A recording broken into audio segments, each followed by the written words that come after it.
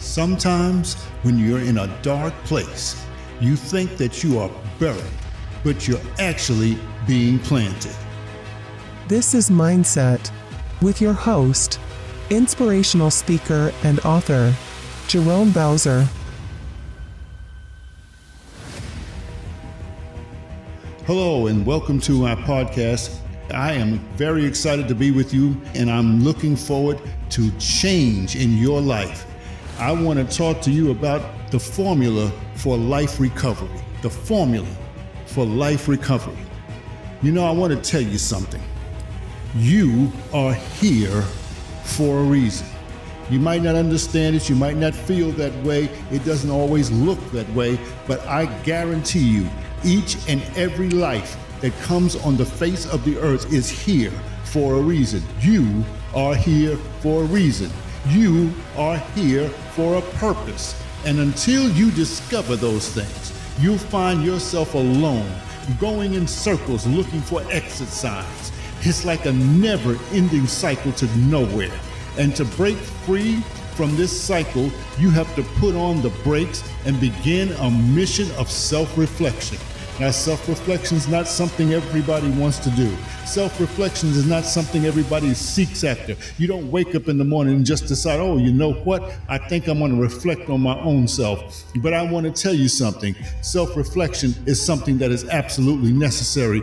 If you find yourself in a cycle that just goes round and round and it seems like you can never get off of it. Do I have any witnesses out there tonight? There are times when you feel like you're just going in circles. There was a song like that a few years ago, You Got Me Going in Circles, up and down like a silly circus clown. I mean, I know I felt like that many times myself. But here we are, and I want to help you get off of that cycle. But self-reflection is the key, is one of the keys for sure. Let me say this, self-reflection can be intimidating. Some may be afraid of what they might find out about themselves, and that's a very big possibility. But the Bible tells us that God has not given us the spirit of fear, but of power, love, and a sound mind. So fear not, for within each of us lies the potential to uncover our true calling and make an impact on the world. You must make the effort to discover yourself.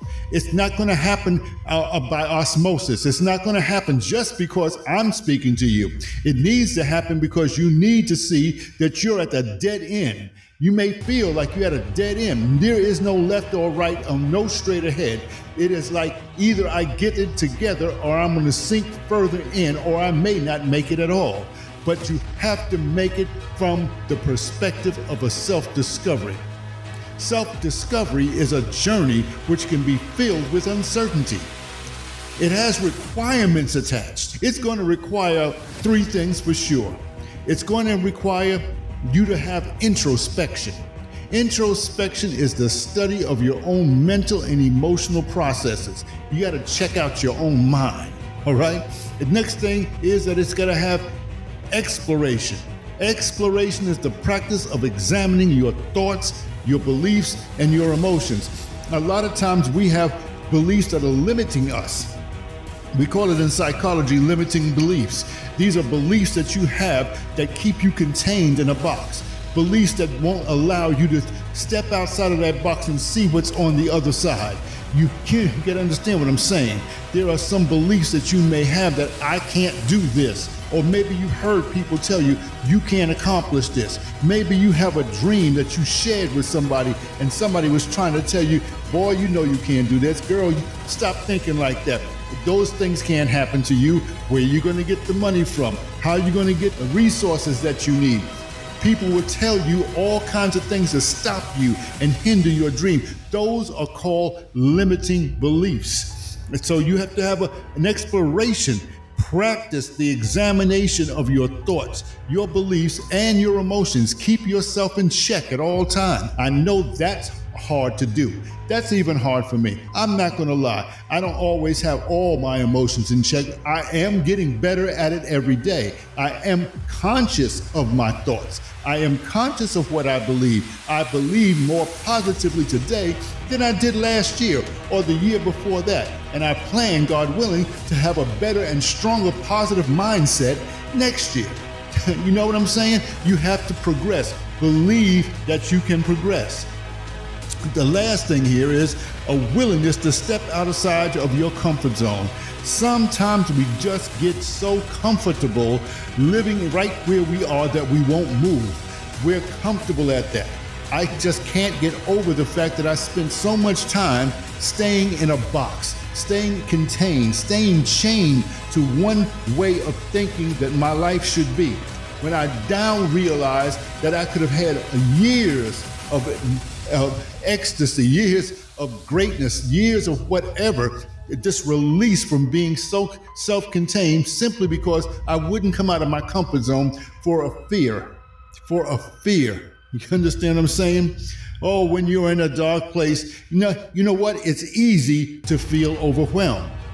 Feeling overwhelmed by the weight of your circumstances can be an incredibly challenging experience. It's as if life has thrown a heavy burden on your shoulders, making it difficult to move forward or find any sense of relief. I've been there. The weight may come from various sources, and I've had it come from multiple sources. First, it starts within you. It's a personal struggle. Sometimes it's professional challenges. Sometimes it's relationship issues or even external factors that go beyond your control. It can even be difficult to see beyond the darkness.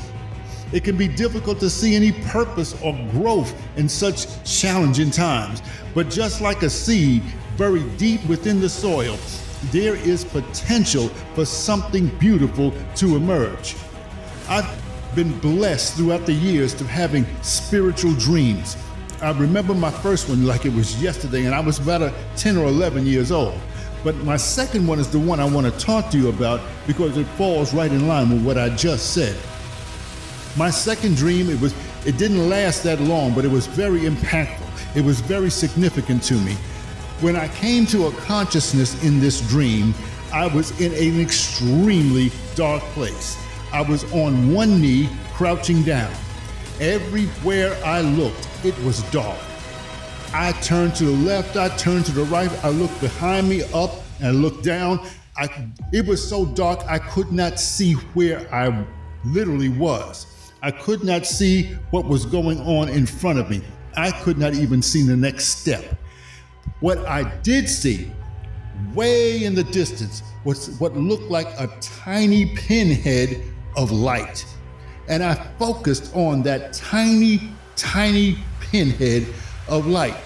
And somewhere within inside of me, I got a resilience, I got a strength, I got a courage to go and take one step at a time. And believe me, I took baby steps because I did not know if there was no other place to step in front of me. That's how dense the darkness was.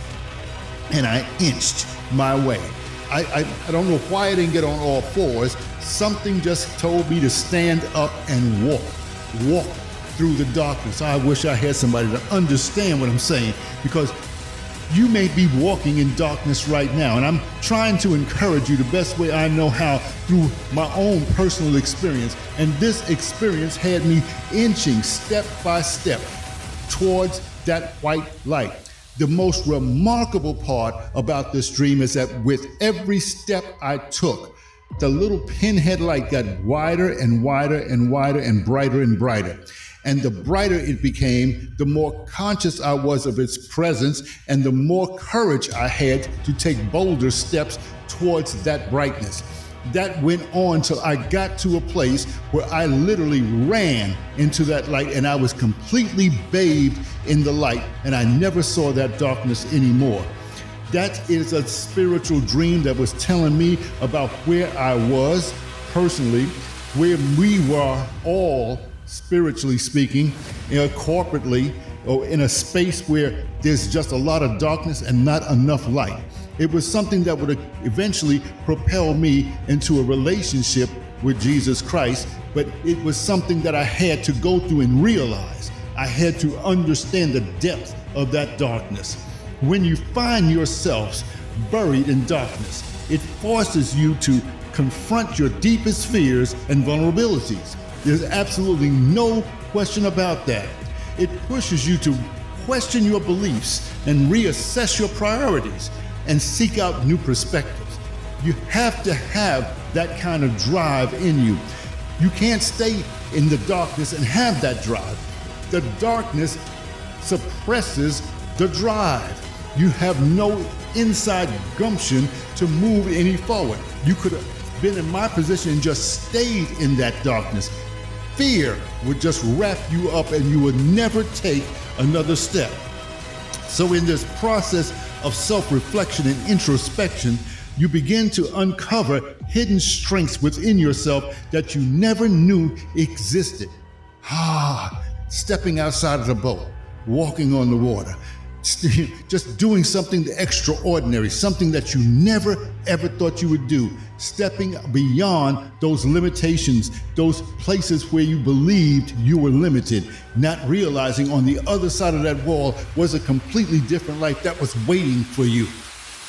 In moments of despair, it's important to remember that life has a way of transforming even the most difficult situations into opportunities for growth and for renewal. The darkness may feel suffocating, ladies and gentlemen, but often it is during these times that we are being planted, sowing the seeds of resilience, strength, and wisdom. You know, just like seedlings breaking through the soil, we will emerge stronger and wiser, ready to face whatever comes our way. So embrace the darkness as an opportunity for personal growth and transformation. I know it's scary, but embrace it. You know, the thing about embracing it is that you can squeeze it. It's trying to attack you. So put your arms around it and squeeze it till it's all gone, and you'll only end up squeezing yourself. And that thing will have to go away because why? You have no more fear of it. It's not something that's going to occupy you. It's not something that's going to steal you away. Embrace the darkness, because in that darkness is an opportunity for personal growth and transformation. And you need to know that within you lies the potential to bloom into something extraordinary. This is good. This is good to my soul. Let me say this to you. When I look at you, I see my past, because I've been where a lot of you are right now. Just take a minute and listen to my background. I was born to a teenage mother because I had to be, not because I wanted to be or needed to be. I grew up in the ghettos of New York City's Harlem. I was raised by God-fearing grandparents who loved me. I had my first sexual encounter with the babysitter. I began smoking weed at the age of 11 and eventually became both sexually and chemically addicted for 27 years. I was a high school dropout in 10th grade and eventually got my GED. I was a college dropout when I started a family that I couldn't support. I couldn't maintain a healthy or sustainable relationship. I continued on a trajectory of consistent underachieving. I became homeless 3 different times, been to jail 2 times, and life had no purpose, no point, and no direction for me. I know what it sounds like. This sounds like a person who didn't love himself. It sounds like a person who stopped trying to figure it out because he didn't know how to, and it hurt too much to try. It sounds like a person who was a total waste of human life, a completely unsuccessful failure of a life, doesn't it? But I want to tell you something, it wasn't. It wasn't. All those years I was trying to escape a failure mentality that still existed when I attempted a recovery. See, I had accepted the fact that I was a failure, that this was my life, and there was nothing I could do about it. But what I finally learned is what I want to share with you today. Now, I want you to write this down. What I'm about to share with you, I want to help you and bless you with it right now. So write this down. Number one, it doesn't matter how you start in life. It only matters how you finish. I want you to think about that. I'm not going to even comment on it. I want you to think about that, internalize that, reflect on that. When you look in the mirror, I want you to look at that and say these words to yourself.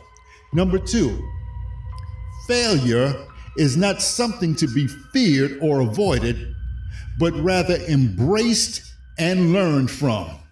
I talk about this a lot to my students, teach these kids different things. From time to time, I try to implant something that's not written in their books, okay? And one of the things I let them know is that Thomas Edison, the man who invented the light bulb, he failed 1,000 times before he actually developed and had success making the light bulb. Michael Jordan, who a lot of the kids love, one of the greatest basketball players that ever lived, talks about how many shots he missed. Although he scored almost 30,000 points, he missed 3 times as many shots, all right? But because he learned from that experience of missing, he knew what not to do the next time. Number 3 point I want you to write down, and I want you to say this to yourself when you look at yourself in the mirror. Why do I say that again? Because that's a positive reinforcement. That's a personal affirmation. When you're saying positive things to yourself and looking at yourself, there's power in that. You're building a resilience. You're building a strength within you. Here's the third thing. It is through failure you gain valuable insights, develop resilience, and ultimately pave the way for success. Let me explain it to you this way. When you understand failure, you unlock a powerful tool that propels you forward on your journey towards achieving your goal. Write this down. Failure provides you with invaluable lessons. You may not see it right this minute. Like for me, it took some time for me to see the failure lessons that I had to learn to be successful, because I still had my mind wrapped around the failure mentality. Number one is failure provides you with invaluable lessons.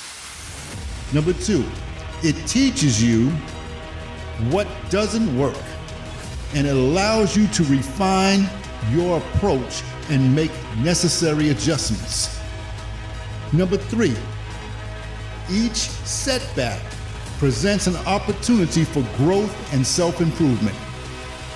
Nobody likes setbacks. Setbacks are hard to deal with because you're thinking that you're not accomplishing something, but in reality, you really are.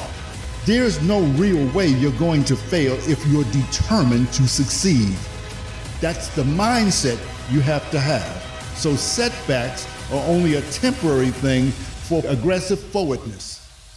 Number 4, setbacks allow you to identify the specific areas where you fell short and develop strategies to overcome those obstacles in the future. And not only for you, but just like I'm doing for you right now. It is not just the fact that I've had these things happen to me, but now I can be able to relate these things to you, because the main thing is what I'm telling you about right now no longer affects me, no longer bothers me, is not a hindrance to me. It's past, it's done. There's nothing I can do about the past. Tomorrow is not promised. It doesn't even come. It doesn't even exist. All you have is today. Make today count. Make what you are doing right now count for you. And that leads me to my 5th point. It tests your determination and forces you to confront adversity head on. Adversity wants to win. Adversity wants to tell you that you can't do it. Adversity wants to tell you that you are not capable, that you are not willing, you're not strong enough, you're not smart enough, you're not intelligent enough. There are other people who can do it better. You know what? That's what adversity wants you. It pushes up against you. There's a reason why it does that. But guess what? You stand strong. After having done everything that you know to do, stand. Stand, stand, stand. And adversity can't do anything to a person who's standing their ground. I had to discover these things late in life. I had to discover that I had the power to change reality to be what I wanted to be, to become who I'm supposed to become, to take hold of my purpose and move forward into destiny. I had to learn to love, trust, and believe in myself. So when you look at me, I want you to see your future possibilities. My job, my passion, my drive, the very reason why I'm doing what I'm doing right now is to inspire you to get up, get moving, to see your dreams become a reality, to let you know that no matter what your circumstances or situations may be in life, there is a God who loves you, who stated in his word that I know the plans I have for you, plans to prosper you, plans to give you a hope and a future. I want you to realize that with all you have been through in life, one thing is extremely evident is that you are still here. So listen, learn to trust God and yourself. If you can't trust yourself, nobody else will either. Not your family, not your friends, not your neighbors, not even your girlfriend. In fact, don't nobody want somebody that don't want themselves.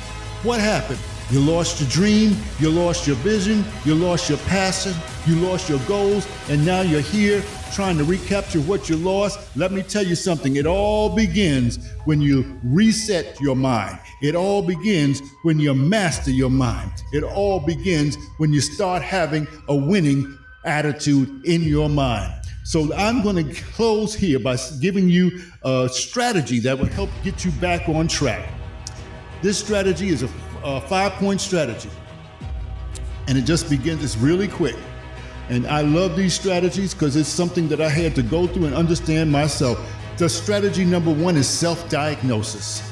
Self-diagnosis is the act of identifying past negative impacting behaviors. It's a courageous and enlightening journey towards self-awareness. Know thyself.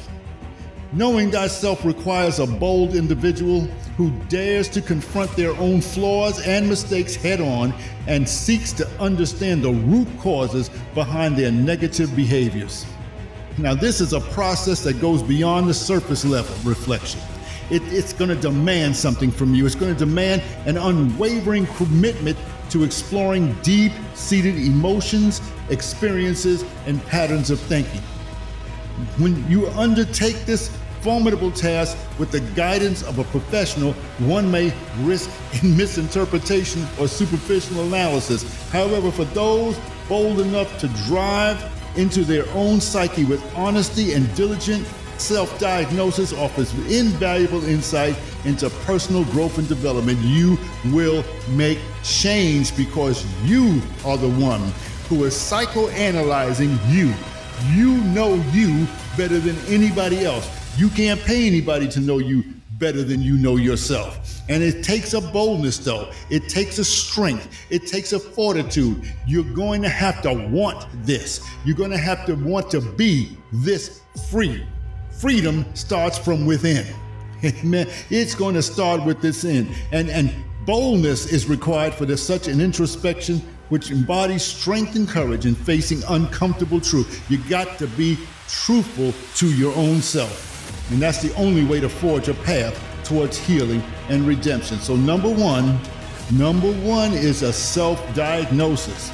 Number 2, you have to be honest about your own self. Be honest about who you are. It's the most important thing. Self-exploration is imperative that you exhibit an unwavering commitment to honesty. You got to be honest with yourself about the true essence of who you are. You have to embrace a bold approach as a catalyst for delving deep into the core of your being, unearthing truths that lie dormant within. Sometimes some pain or an event happened in your life that is so deep that you buried it, covered it up, didn't put a marker or a tombstone or a flower or anything on it because you simply don't want to know or remember that it happened. The first time I ever saw a situation like that ever happen was with my little brother. And something happened within the framework of our family, and we got split up. My brother went with my mom, I stayed with my dad, and that happened for a period of time. And then when everything got back together again, we was fine. But in the annals of what happened, my brother has no recollection of this whatsoever. Whenever I talked to him about it, his brain was wiped of it. He had no idea that happened. He cannot recall it whatsoever. It was traumatic to him. It impacted him in a way that just wiped him out. So these are things that go on. These are things that actually happen, but you have to go deep within your core being. You have to unearth. If you don't remember, you don't remember. But you got to get deep into it, who you really are. Embracing this bold attempt is something that's so bold and has delusions. But I tell you what, delusions are something that can be overcome. For only by facing unfiltered reality can you embark on a genuine journey of self-discovery. Self-discovery is the whole issue, because this action demands stepping out of the shadows of denial, shedding layers of pretense, and dismantling the walls we construct to hide our vulnerabilities. You know, a snake comes out of its skin every now and then. It'll leave it behind and it'll have a whole new persona, a new look, be a new type of snake, okay? I mean, he just comes right out. You can see where the snake's body used to be, the shell of it, but now he's someplace else, doing something else. That's what you have to do. You have to shed some of this stuff right away, all right? Number 3, identify each impacting negative you encounter. Now, this is really important. You need to identify and document the impacting negative experience that have influenced your life. This thing, when I was writing this out, when I was thinking about this is something that really, really challenged me. You see, in a world filled with constant pressure to present an idealized version of oneself, it's critical to recognize and acknowledge the adversities that shape us as individuals. Negative experiences can range from, heart-wrenching emotional turmoil to excruciating feelings of physical pain. By documenting these things, we not only validate our struggles, but we also gain a profound understanding of how they have altered the course of our lives. It takes strength and courage to confront your past traumas head on, dissect their impact on our thoughts, actions, and overall well-being. It also is a bold act for self-reflection that allows for personal growth and it allows resilience to come. So gather those painful memories, examine them intimately, for it is through understanding the darkness that we truly appreciate the light that radiates from within ourselves. Does that make sense to you? I hope it does. It made sense to me, and I'm just trying to share these things with you to help you. Number 4, make your past negatives fuel your future positives. Flip the script on your life by reverse engineering past negatives to direct future positive life. It's time to take control and reshape your destiny through introspection, resilience, and bold decision making.